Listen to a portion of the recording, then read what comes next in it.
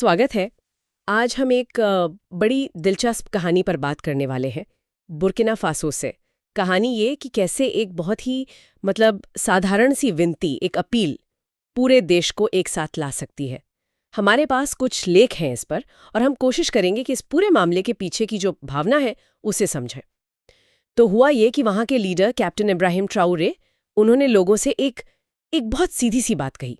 उन्होंने कहा, देखो, जो भी दे सकता है बस एक सीमेंट का बोरा दान कर दो। बस इतना ही। मकसद भी साफ था। जो बेघर भाई बहन हैं, विधवाएं हैं, अनाथ बच्चे हैं, उनके लिए घर बनाना। कोई तामझाम नहीं, कोई दबाव नहीं। लेकिन इसके बाद जो हुआ वो सच में कमाल था। शायद किसी ने उम्मीद भी नहीं की होगी। हाँ, बिल्कुल। ये अपील एक तरह से एक राष्ट्रीय जुनून बन गई। सही कहा। स्रोत बताते हैं कि जो प्रतिक्रिया हुई वो अभूतपूर्व थी। ऐसा पहले कभी नहीं देखा गया। लोग आए, हर तरह से आए। कोई पैदल चलकर, कोई अपनी पुरानी साइकिल पर, बोरा लाद कर। अरे हाँ, बैलगाड़ियों पर भी ला रहे थे लोग। हाँ। तस्वीरें हैं इसकी। मीलों लंबी कतारें थीं। और कमाल की बात यह कि इसमें सिर्फ वो लोग नहीं थे जिनके पास बहुत पैसा है। छात्र थे, अपनी पॉकेट मनी से जोड़ कर लाए। कोई बुजुर्ग महिला अपनी पेंशन का हिस्सा ले आई। किसान, छोटे दुकानदार, मजदूर, टीचर, मतलब समाज का हर हिस्सा। हाँ, हर तबका। कोई फर्क नहीं कि कौन किस धर्म का है, कौन सी भाषा बोलता है। सब एक साथ आ गए। ये जमीनी स्तर का आंदोलन था। बिल्कुल सही में। जैसा किसी ने कहा भी कि हर सीमेंट का बोरा ना, वो अपने आप में एक कहानी बन गया था।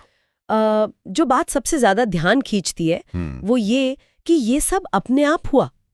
कोई सरकारी दबाव नहीं था, कोई आदेश नहीं, ये स्पॉन्टेनियस था। हाँ, ये जरूरी बात है। स्रोत यही कहते हैं कि ट्राउरे की जो अपील थी वो लोगों के दिलों में बहुत गहरे तक उतर गई। अब सवाल है, क्यों? शायद इसलिए कि ये अपील बहुत बुनियादी चीजों से जुड़ी थी। घर, सुरक्षा, इज्जत, है ना? और शायद ये उस भावना से भी जुड़ी थी जो राष्ट्रीय स्वाभिमान की होती है, आत्मनिर्भरता की, जो इतने सालों के संघर्ष के बाद शायद लोगों में फिर से जाग रही थी। हाँ, और इन बड़ी बातों के पीछे ना वो छोटी छोटी कहानियां हैं जो दिल छू लेती हैं। एक कहानी तो बार बार सुनने में आती है, एक 10 साल के बच्चे की।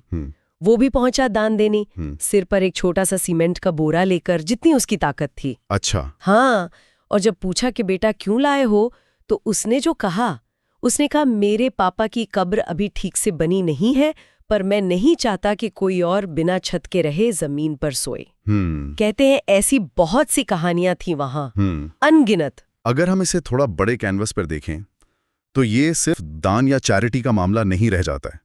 स्रोत इसे देख रहे हैं एकता के प्रतीक के तौर पर, आपसी सम्मान के प्रतीक के तौर पर, और शायद सबसे अहम, ये लीडरशिप और जनता के बीच जो एक नया विश्वास बन रहा है उसका प्रतीक है। अच्छा। ये उस तरह के लीडरशिप है जहां नेता जनता से कटा हुआ नहीं है, बल्कि उनके साथ, उनके बीच खड़ा दिख रहा है।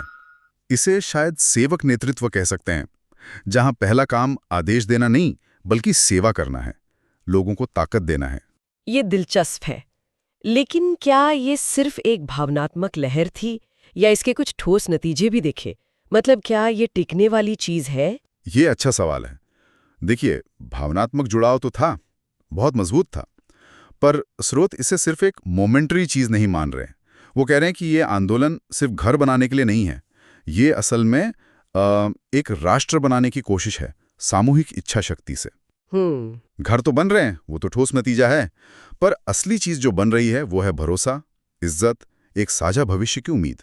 कुछ लोग तो इसे नए अफ्रीका के उदय की तरह भी देख रहे हैं।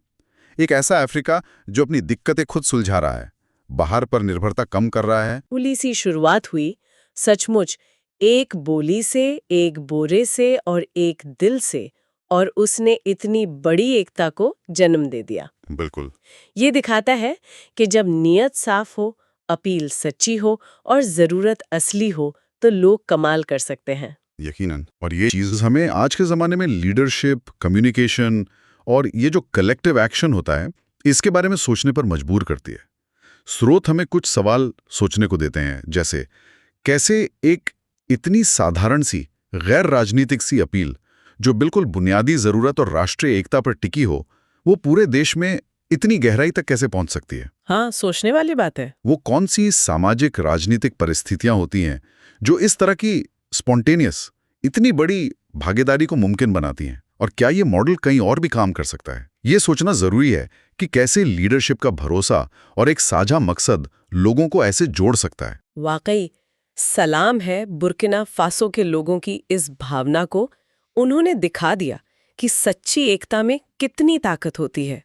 आज के लिए बस इतना ही।